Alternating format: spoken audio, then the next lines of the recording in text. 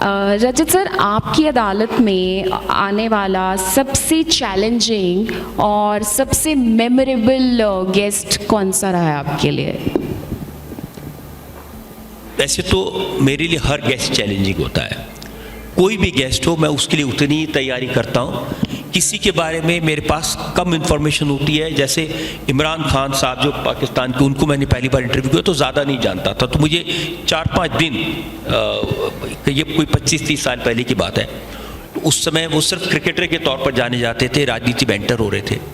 तो अलग अलग लोगों के लिए अलग अलग पैमाने होते हैं। अच्छे लोग वो होते हैं जो जवाब देने में तेज होते हैं, जैसे हमारे प्राइम मिनिस्टर नरेंद्र मोदी, उनको इंटरव्यू करना मुझे आसान है क्योंकि वो जवाब खुल के देते हैं, मुंह पे देते हैं जवाब, और कभी ये नहीं पूछते कि मेरे से ये सवाल पूछो या ये मत पूछो, और हर चीज़ का जवाब, और कभी कोई टेढ़ा जवाब भी देते हैं। मुश्किल होती है ऐसे लोगों के साथ जो बोलते नहीं। अब आज हमारे इस दुनिया में नहीं है, मेरे बहुत रेस्पेक्टेड दोस्त थे, मोतीलाल वोरा जी, कांग्रेस पार्टी के बाद में ट्रेजरर रहे, उस समय वो गवर्नर थे उत्तर प्रदेश के। अब उन्हें मैंने कह दिया आपकी अदालत में आने के लिए, वो बेचारे आ गए आउट ऑफ अफेक्शन, लेकिन वो बोलने में बिल्कुल तेज नहीं, तो बोलना नहीं चाहते थे।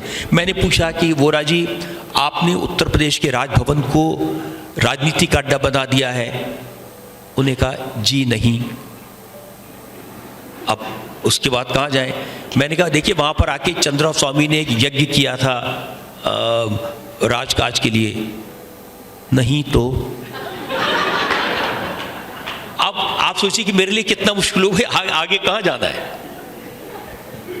तो ये सिचुएशंस होती है, लेकिन कुछ लोग होते हैं जिनको मालूम होता है कि शो कैसे बनाना है, और उसमें मैं एक उदाहरण देना चाहता हूँ राजेश खन्ना का। इस पंजाब की धरती के बहुत बड़े सपूत थे, दुनिया में उन्होंने इतना नाम दिया। जब मैं उनको, और ये आज के 29 साल पहले की बात, 50th शो था आपकी अदालत का, जिसमें मैं राजेश खन्ना को बुलाने के लिए गया था। उस समय नहीं सोचा था कि ये 30 साल तक शो चलेगा, लगता था 1 साल चल गया बहुत बड़ी बात है। तो उनको बुलाने में गया तो उन्होंने कहा कि आप मुझे बताइए क्या पूछेंगे। तो मैंने कहा काका जी, मैं तो मैं कैसे बताऊंगा, क्योंकि सवाल तो वहीं पर बताते हैं, सवाल एडवांस में नहीं बताते हैं। उन्होंने कहा कि रजत साहब, मैंने ज़िंदगी भर दूसरों के लिखे हुए डायलॉग बोले हैं, आपके शो में अपने लिखे डायलॉग कैसे बोलूं? तो फिर उन्होंने कहा कि, उन्होंने ऐसे चुटकी बजाई, एक आया, उन्होंने कहा ये शर्मा जी ये मेरे डायलॉग राइटर हैं, ऐसे दूसरी चुटकी बजाई, ये चंचल जी मेरे डायलॉग राइटर हैं, और फिर कहा आप इनको सवाल बताइए। तो मैं उनको बताता कि मैं इनसे ये पूछूंगा, तो फिर वो उनको बताते, देख तू इसको इस अंदाज में ले, फिर वो एक शेर बताते, डायलॉग बताते, वो तैयार कर लेते। जब आपकी अदालत के रिकॉर्डिंग के लिए राजेश खन्ना स्टूडियो में पहुंचे, तो उन्होंने मुझे कहा था कि आप मुझसे सबसे पहले क्यों देना, मुझसे पूछना कि राजेश खन्ना साहब जो कहेंगे सच कहेंगे, सच के सिवा कुछ नहीं कहेंगे। तो मैंने कहा पूछ लूँगा, उसमें कोई बात नहीं। और फिर उसके बाद पहला सवाल आप पूछेंगे। अब वो जैसे शो शुरू हुआ, बिल्डअप हुआ, पब्लिक ताली बजा रही थी, राजेश खन्ना को देख करके बहुत लोग एक्साइटेड थे, lot of women in the audience.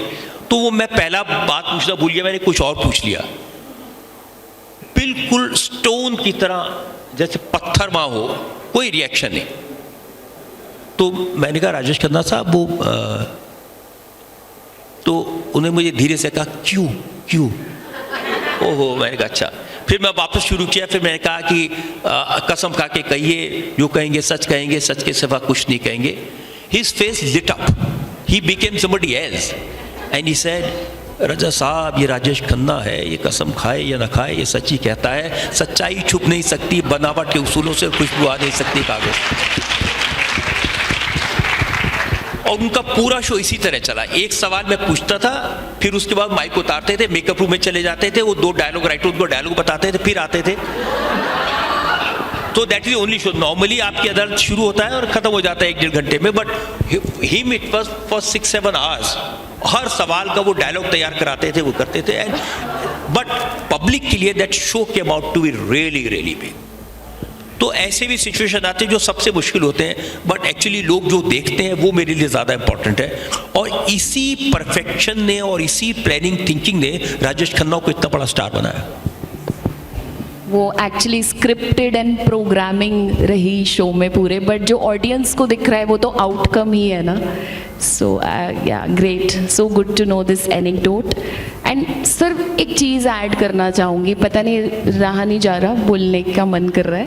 जिस सर आप क्वेश्चन पूछते हैं किसी भी सेलिब्रिटी को, पॉलिटिशियन को, या जो भी गेस्ट आपकी अदालत के कटघरे में बैठता है, आप उन्हें जब भी सवाल पूछते हैं ऑडियंस ज़ोर ज़ोर से हंस रही होती हैं एंड गेस्ट भी हंस रहा होता है, पर आप अपनी हंसी कैसे कंट्रोल करते हैं? आप तो बिल्कुल एकदम ऐसे सीरियस फेस, ये कैसे होता है sir? I think this is natural, this is what I am. जब सवाल पूछते हैं तो मैं I don't want to react to that question, इसीलिए वो लोग कहते हैं स्ट्रेट फेस से, कोई कहता है पोकर फेस से, कुछ कहते हैं, बट वो मुझे पता नहीं है। एक्चुअली मैं आपको एक बात सच बताता हूँ, आपकी अदालत को करते हुए मुझे 30 साल हो गए। आज भी जब शो शुरू होने वाला होता है उससे 5 सेकंड पहले तक मेरी जान निकली हुई होती है। मुझे डर लगता है कि आज मैं पता नहीं शो कर पाऊंगा कि नहीं कर पाऊंगा, आज सही वक्त पर सही सवाल मेरे मुंह से निकलेगा कि नहीं निकलेगा। मैंने तैयारी की है लेकिन शायद कहीं कमी पड़ जाए, इस सामने वाला अच्छा ऑडिटर है। लेकिन जब मेरी वाइफ इस शो को डायरेक्ट करती हैं तो उनकी आवाज़ मेरे कान में पड़ती है, 10 सेकेंड्स टू गो, 9, फिर लाइट, साउंड, एक्शन। उसके बाद क्या होता है मुझे पता नहीं। Then I go in to another orbit, then automatic बहुत सारे आते हैं। और कभी कभी मुझे लगता है कि बहुत सारी चीज़ें कोई दैवी शक्ति है, कोई भगवान है जो मेरे मुंह से कराता है। कैसे सब बहुत सारी चीज़ें ऐसी होती हैं जो रिसर्च में नहीं होती हैं, 40-50% ऐसी चीज़ें होती हैं जो रिसर्च में नहीं होती है, लेकिन सामने वाले का जवाब सुन के एक मुंह से सवाल निकल जाता है, फिर लोग हंसते हैं, ताली बजाते हैं, मुझे खुद ही नहीं बताता वो क्या रहा है। सर कमेंडेबल शो आपकी अदालत 1993 में स्टार्ट हुआ था and today we have 31 years of Aapki Adalat. Kudos to the entire show. कुछ भी चेंज नहीं हुआ है, बिल्कुल सब वैसा का वैसा है। लोकप्रियता और बढ़ गई है and I believe Rajat Sharma है तो आपकी अदालत है, आपकी अदालत है तो रजत शर्मा है। Amazing sir, thank you so much for giving us this treasure जो हम सब बहुत एंजॉय करते हैं। Thank you.